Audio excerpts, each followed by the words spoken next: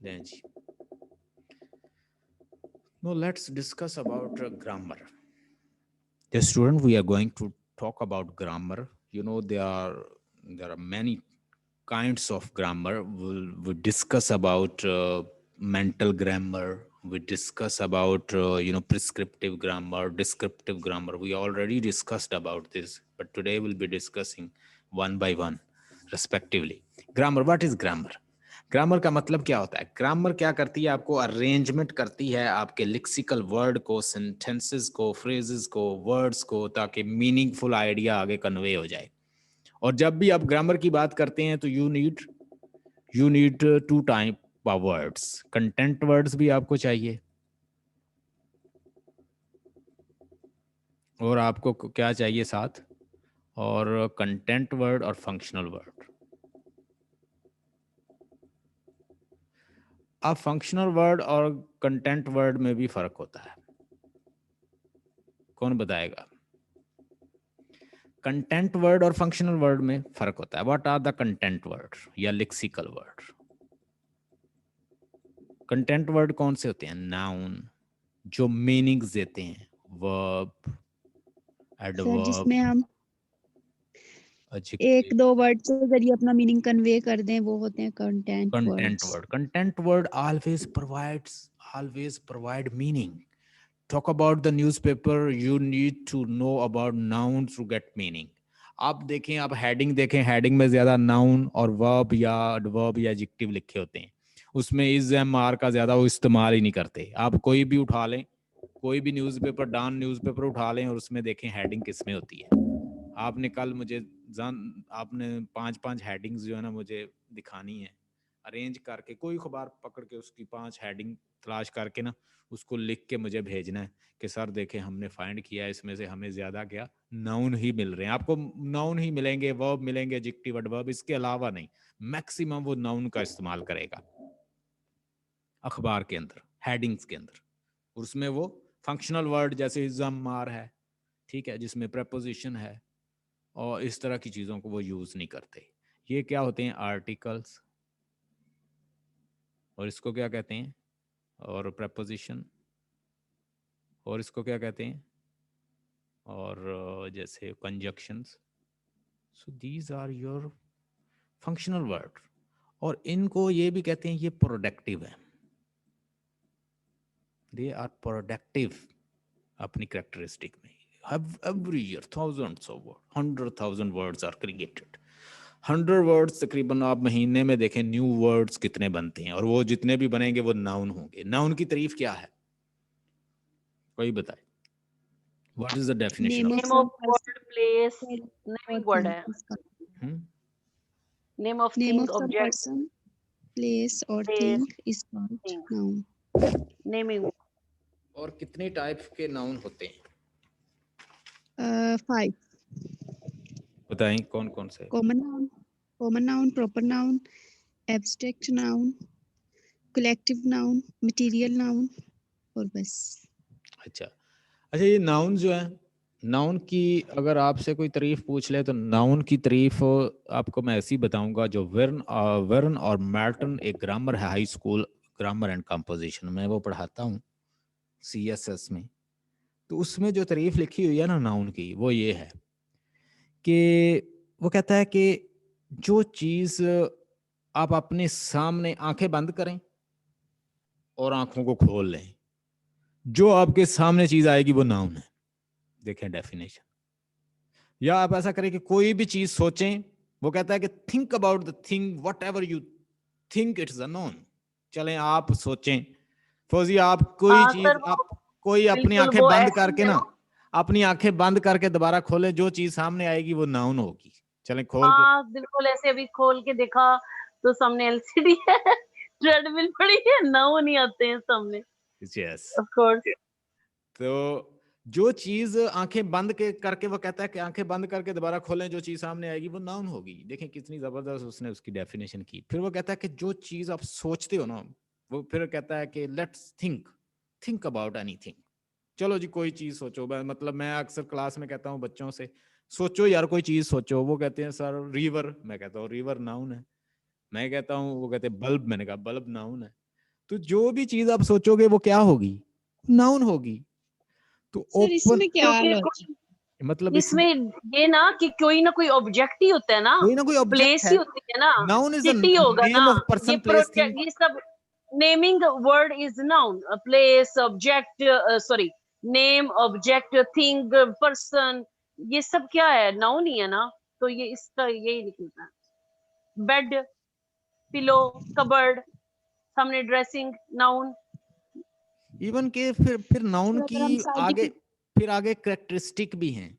मतलब आगे there are further types of the nouns, kinds of noun. आगे इन नाउन्स की भी इकसाम है। मतलब हमारे पास प्रॉपर नाउन है, कॉमन नाउन है, मटेरियल नाउन है, ठीक है, कलेक्टिव नाउन है, अब्स्ट्रैक्ट नाउन है। So they will see in one by one types of noun. तो कौन सी टाइप ऑफ नाउन है? पहला क्या है? Proper noun. प्रॉपर नाउन में अगर किसी बंदे से पूछा जाए, हाँ जी प्रॉपर नाउन की डेफिनेशन बताए, वो क्या करेगा? Name of specific person place thing. Name of specific place person और थिंग। लेकिन उस बच्चे से ये पूछे, हाँ भाई तुम्हारा अपना नाम एटसेट्रा, तुम्हारा अपना नाम भी प्रॉपर नाउन है या नहीं? वो कहेगा नहीं, मैं तो एक आम बंदा हूं। क्या आप लोग क्या सोचते हो कि क्या बंदे का नाम भी, मतलब आपका नाम अंबर है, ये प्रॉपर नाउन है या कॉमन नाउन है? Sir common proper. नाउन है, कैसे? क्यों अंबर एक कॉमन है? क्योंकि इतनी ज्यादा नंबर है। अंबर, अंबर कॉमन है? अंबर सर क्या क्या? मैं तो प्रॉपर ही कहूंगी। सर वो घर में नंबर तो जो एक है वो तो प्रॉपर हुई, लेकिन उनका नाम जो है वो कॉमन है ना। नो फौजिया, मुझे ये बताएं कि किसी बंदे के फिंगरप्रिंट आपस में मिलते हैं? क्योंकि नो सर। अंबर सिर्फ नेम नहीं है, अंबर एक पूरा होल बॉडी है। उसका एक अपना स्पेसिफिक, एक डिस्टिंग्विश्ड उसका एक बॉडी है, और it can never be match with even another amber. 100 amber भी आ जाए, हम फिर भी डिस्टिंग्विश कर सकते हैं अंबर को। Okay sir. इसीलिए बिल्कुल। हर किसी का नाम जो है वो कैपिटल लेटर से लिखा जाता है। लिखा जाता है या नहीं? कि किसी जी को भी आप जब टेक्स्ट लिख रहे होते हैं तो आपको रिकमेंड किया जाता है, रूल होते हैं पंक्चुएशन के, right name with capital letter. किसके साथ लिखो? कि नाम आपने किसी भी शख्स का किसके साथ लिखना है? कैपिटल लेटर का। चाहे वो अली हो, असलम हो। आप कभी भी छोटा नहीं लिखते, नहीं ना लिखते? कभी लिखते हैं ऐसे अली? हालांकि असलम इतना कॉमन नाउन है। अब अंबर मैं लिखता हूं तो अंबर, मुझे पंक्चुएशन ये कहती है, ग्रामर हमें ये कहती है कि अंबर का नाम अगर आपने लिखना है तो यू मस्ट राइट विद ए, ऐसे बड़ा ए लगाएं उसके साथ, क्योंकि वो एक स्पेसिफिक होल इंडिविजुअल बॉडी है, यूनिक है, और it is a cap, it is a unique one. It can never ever be matched with another umber, where is a thousand of umber or million of umbers, because God Almighty has given her unique feature, unique characteristic. Fingerprint can never ever be matched with another. Voice can never ever be matched. Voice नहीं मिलती किसी 1000 या कोई million में किसी एक की। अब देखें मेरी वॉइस किसी और से नहीं मिलती, कितने लोग हैं मेरे नाम के, किसी की आवाज नहीं मिलती। पूरी होल बॉडी, शख्सियत, personality, knowledge, lexical word, mental words जो मेरे माइंड में है वो किसी और के माइंड में नहीं होंगे। इंटेलेक्ट मेरे जैसा नहीं होगा, किसी का और लेवल का होगा, मेरा और लेवल का है। मेरी आवाज नहीं मिलती। यही यहां से तो अल्लाह ताला की पहचान होती है, गॉड की। ये चीज है। गॉड ऑलमाइटी ने सबसे पहले क्या सिखाया था एडम को? Words. Knowledge, knowledge, knowledge, knowledge word. क्या थे? Knowledge in the form of words. Words ही तो सिखाए थे, नॉलेज ही सिखाया था। तो दैट इट मीन कि कुछ कुछ सिखाया गया था उसके, उसके माइंड में कुछ इन्फ्यूज किया गया था, डाला गया था in the form of words. Words की बहुत बड़ी पावर होती है। Words can heal, can break, heal, destroy, build somebody, destroy somebody. तो इन वर्ड्स को we should try to utter very careful. इनको बड़े केयरफुली अटर करना चाहिए। तो हमने क्या अभी जाना? हमने जाना कि प्रॉपर नाउन क्या होता है। Name of person place thing name of specific person place thing, अगर आप किसी बंदे से पूछें वो आपको बता देगा specific name of specific person place thing, जैसे लामा इकबाल, कायदे आजम या होली कुरान, इस तरह के बाइबल, होली बाइबल, वो कहेंगे ये उनका नॉलेज यही है कि बस ये यहाँ तक लिमिटेड है। लेकिन किसी बंदे का जो नाम है वो भी प्रॉपर नाउन ही होता है। आज आपका ये भी कंसेप्ट क्लियर हो गया। यस। आगे कॉमन नाउन क्या होता है?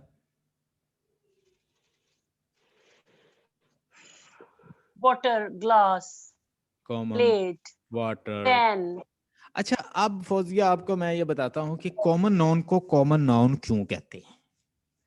कॉमन नाउन हमेशा अपनी anything that represent its class its known as common noun. मतलब आप बात करें जी टेबल की, तो वो सारे टेबल को रिकमेंड करता है। ग्लास वो पूरी जो उनकी एक क्लास है उसको रिप्रेजेंट करता है। डॉग तो उसको अपनी एक खास पूरी क्लास को रिप्रेजेंट करता है। यानी ऐसा नाम जो किसी खास अपनी एक स्पीशीज को, एक खास अपनी क्लास को रिप्रेजेंट करेगा, वो कॉमन नाउन होगा। जिसमें जैसे मैं जिसमें नाम लूंगा मार्कर, ठीक है, पूरी मार्कर जो उनकी क्लास है उनको उनको रिकमेंड करता है, उनको बताता है। फैन, ये सारे कॉमन नाम है। उसके बाद बेड, ग्लास, टेबल, डॉग, ये सारे कॉमन है, ठीक है। They are the common noun. एक इंसान है, अब देखें, आपको पता है कि एलिफेंट के अंदर भी दिमाग है। एक चिंपैंजी आपने देखा है कभी? बंदर होता है। लोगों ने इसके माइंड को और ह्यूमन माइंड को लोगों ने कहा कि दोनों का माइंड शायद, इसका माइंड चूंकि ये बड़ा होता है साइज में, काफी हैवी होता है, तो शायद इसका माइंड जो है वो ह्यूमन माइंड से बड़ा हो। तो जब उसके माइंड को दोनों को यानी मापा गया, तो ये इसका माइंड जो है वो ह्यूमन माइंड से कम था, हल्का था। अगर एक हाथी को देखा जाए, बैल को देखा जाए, इनके तो बहुत बड़े माइंड होते हैं, ठीक है। लेकिन ह्यूमन बीइंग के अंदर कैरेक्टरिस्टिक मौजूद है कि इसका माइंड हाथी और ये शेर और बड़े बड़े जानवर जो हैं इनसे क्या छोटा है। 1 पॉइंट कोई 2 kg इतना कोई साइज होता है किसका, ह्यूमन माइंड का। लेकिन इनका माइंड जो है वो कोई 16 18 17 इस राउंड अबाउट केजी है, हाथी और ये बड़े बड़े माइंड है उनके। लेकिन उस माइंड के मुकाबले में ह्यूमन माइंड के अंदर इतनी कैपेसिटी है कि इमेजिनेशन इतनी स्ट्रांग है, और ट्रिलियन और पता नहीं किस लेवल पे कंप्यूटर से आगे ये प्रोसेस कर सकता है इंस्ट्रक्शन को, मेमोरी जो है उसको। अब ना मेरा हमारे घर में ना एक प्रोफेसर साहब हैं, वो मिलने आए हमारे घर। तो उसने कहीं मेरे अंकल को देखा था, तो मेरे अंकल का नाम और मेरा नाम सेम है। वो दुबई में होते थे, उनकी वहां डेथ हो गई थी, मतलब हमारा दोनों का नाम सेम है। तो उसने मेरे अंकल से कहीं मतलब आज से कोई 50 साल पहले उसने मुलाकात की थी। कितने साल पहले? 5 years। उस प्रोफेसर ने आज से कितने साल पहले मुलाकात की थी? 50 साल। कहाँ? कहता जी बस में हमें वो मिले थे। तो मुझे कहता है यार तुम्हारी शक्ल उससे मिलती है, ठीक है। अब 50 साल पहले की बात उसने मुझे हू बहू वैसे सुना दी जो उसने उससे की, और उसने क्या है भाई, ये है ह्यूमन माइंड की पावर कि वो 50 साल पीछे जाता है और वहां से डाटा निकाल के ले आता है 1 मिनट में। जबकि अगर इनको देखा जाए तो इनकी बेचारों की मेमोरी जो है एनिमल्स की क्या होती है, जो सामने होता है बस इतनी। ना तो वो पास्ट का सोच सकते हैं, इन पर रिसर्च हुई है, ना वो फ्यूचर का सोच सकते हैं। लेकिन ह्यूमन माइंड क्या सोचता है? पीछे जाता है, फोर्थ आगे आता है, पीछे जाता है, प्रोसेस करता है और हालात को जज कर सकता है। आने वाली अगर वबा आ गई है तो वो उससे रिलेटेड मेडिसिन बना लेगा, ठीक है। अगर उसे सर्दी लगी है तो वो घर बना लेगा बड़े बड़े आर्किटेक्चर, जो उसे प्रॉब्लम आई उससे वही आइडिया जो है उससे उसने नया जनरेट कर दिया। उसने परिंदे को ऊपर उड़ते देखा तो उसने जहाज बना दिया कि हम भी किसी चीज को उड़ा सकते हैं ऐसे। ह्यूमन माइंड बड़ा पावरफुल है एज कंपेयर टू एनिमल, चूंकि एनिमल के माइंड बहुत बड़े बड़े हैं, लेकिन हमारा माइंड क्या है, स्मार्ट वर्क करता है। आजकल वो कहते हैं ना, स्मार्ट चीजें जो हैं वो ज्यादा इंपॉर्टेंट होती हैं। तो इस तरह ह्यूमन माइंड ज्यादा पावरफुल है। कॉमन नाउन का मैंने आपको बता दिया। Collective noun, what is collective noun? Army, class, ये कौन बोल रहा है? Fauzia. Collective noun, collective noun a group of thing or person, यानी ऐसा group of thing person but considered as a single unit. यानी ये ऐसा ग्रुप होता है लोगों का, जानवरों का, किसी स्पीशीज का, जो पूरा एक यूनिट कंसीडर होगा। और इसकी शक्ल क्या होगी? अमेरिका में ज्यादा इस्तेमाल होता है उसके लिए ज्यूरी। ये भी एक उनका जो जस्टिस से रिलेटेड लोग बैठे होते हैं, ज्यूरी, मॉब, लोगों का हजूम, फ्लीट, ठीक है, ग्रुप। उसके बाद आर्मी, आर्मी, क्लास, ये सारे क्या है, कलेक्टिव नॉन है। लेकिन वो यूनिट क्या कंसीडर होगा? One unit. उसको हम वन यूनिट समझेंगे। उसके बाद आ गया abstract noun. What is abstract noun?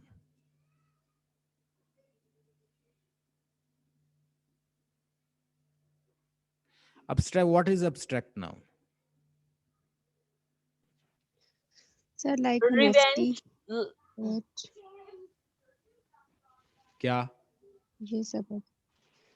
abstract noun, abstract noun cannot be touched, and you can revenge, love, neither emotion. you can neither touch nor see, but it can be felt. ये बात याद रखें। abstract noun कैसे abstract noun बनेगा? It can be neither touch nor nor seen, आप उसे देख भी नहीं सकते, but can be felt, लेकिन आप उसे महसूस कर सकते हैं। मिसाल के तौर पर रिवेंज है, किसी को क्या पता कि कोई बंदा रिवेंज लिए हुए है अपने माइंड में। लव कितना है आप माप नहीं सकते इसको, ठीक है। पैशन किसी के अंदर कितना है नहीं माप सकते। ब्रेवरी कितनी है नहीं माप सकते। एयर जो है ये भी एब्स्ट्रैक्ट नाउन है। बस हम इन चीजों को क्या कर सकते हैं? फील कर सकते हैं। We can just feel but not touch. These are the abstract noun. And what is the material noun? Who will tell me? What is the material Which noun? we can touch. Material noun which we can touch, and I have studied in one of the book. And according to this book, material noun is such a noun from that you can't count. Uncountable है। पहली बात तो इसकी characteristic ये है कि it is uncountable. जैसे sir rice, जैसे ग्रेन्स, सीमेंट है, ठीक है, जैसे मतलब जैसे शुगर है, जैसे साल्ट है, जैसे सैंड है, जैसे राइस है। So these are the thing, these are the material. You can't, these are innumerable, these uncountable, you can't count them. हम उसको ऐसे ही बताएंगे कि उसको हम क्या करेंगे, फिर मैयर करते हैं, या उसको मैयर किया जा सकता है या उसका वेट किया जा सकता है। मटेरियल नाउन की क्या क्या उसकी करेक्टरिस्टिक है कि मटेरियल नाउन को फिर हम क्या करेंगे, उसकी क्वांटिटी, एक तो वो क्वांटिटी की शक्ल में होगा, ठीक है, और हम उसको क्या करेंगे, उसको अंबर हम उसको क्या कहेंगे, मैयर्ड। हम उसका या तो मैयर करेंगे, दैट विल बी मैयर्ड, और वेटेड, या उसका कोई वेट करके बताएंगे। और एक उसकी करेक्टरिस्टिक साथ क्या है कि वो अनकाउंटेबल होता है, उसको गिना नहीं जा सकता। मतलब 1 2 3 और 100 ऐसे गिन लेंगे आप शुगर को? गिन लेंगे आप साल्ट को, गिन लेंगे आप किसी सैंड को, innumerable, uncountable, you can't count them. So it is known as, इसकी करेक्टरिस्टिक सुन लें कि वो मैयड होगा या उसे हम वेट कर सकते हैं उसका, या हम क्या करेंगे उसका, फिर वो अनकाउंटेबल होगा। ये इसकी करेक्टरिस्टिक। जैसे मिल्क है, ये भी आपका मटेरियल नाउन है। गोल्ड है, ठीक है, शुगर है, बटर है, ऑयल है, ठीक है, पेट्रोल है। So these are etcetera, these are your uncountable noun. The need of the way describing structure of phrase which will account for all the grammatical sentences and rule all the ungrammatical sequence provide such as countable involve the study of grammar. The phrase sentence can be described it ill-formed well. अच्छा, किसी grammar के अंदर क्या होता है कि एक हमारे पास क्या होता है, सब्जेक्ट, और दूसरा क्या होता है, प्रेडिकेट। सब्जेक्ट क्या होता है, डूअर, काम करने वाला। काम करने वाला क्या होता है, सब्जेक्ट। और जो सब्जेक्ट के बारे में इन्फो देता है, पूरा जो पार्ट ऑफ सेंटेंस, उसे हम क्या कहते हैं, प्रेडिकेट उसका।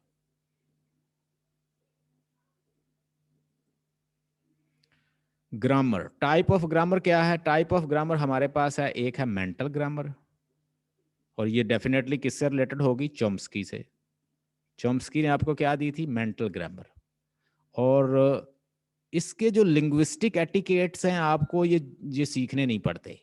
ओनली उसने कहा था हमें कंटेंट वर्ड्स जो हैं वो सीखने पड़ते हैं, लिक्सिकल वर्ड्स।